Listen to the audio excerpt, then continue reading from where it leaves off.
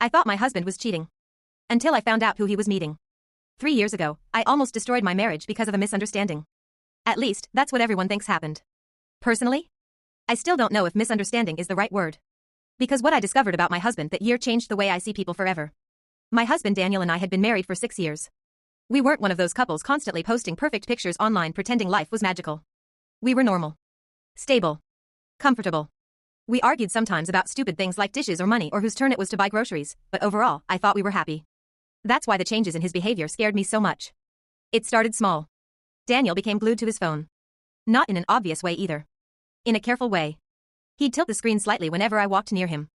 Sometimes he'd smile while texting someone, then suddenly lock the phone when he noticed me looking. At first I ignored it because I trusted him. But trust dies slowly. One strange moment at a time. Then came the late nights. Daniel started coming home almost 2 hours later than usual, at least twice a week. Every time I asked about it, he had a different explanation. Extra meetings. Traffic. Helping coworkers. The stories sounded believable individually, but together they started feeling rehearsed. I remember the exact moment suspicion fully entered my brain. It was a Friday night. Daniel was in the shower when his phone buzzed beside me on the couch. I wasn't trying to snoop. Honestly. But the notification lit up the screen long enough for me to read one sentence. Thank you for tonight. I really needed this. No name. Just a heart emoji beside the message. My stomach dropped instantly. When you love someone, your mind tries protecting you from pain at first. So instead of assuming the worst immediately, I spent almost an hour inventing innocent explanations. Maybe it was a coworker.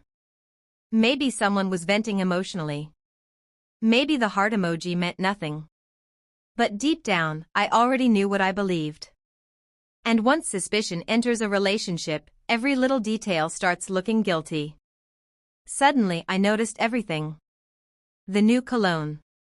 The extra effort in his appearance. The fact he started going to the gym again after years of not caring. Even his moods became suspicious to me. If he was distant, I assumed he was thinking about her. If he was affectionate, I assumed he felt guilty. It's terrifying how quickly love can turn into paranoia.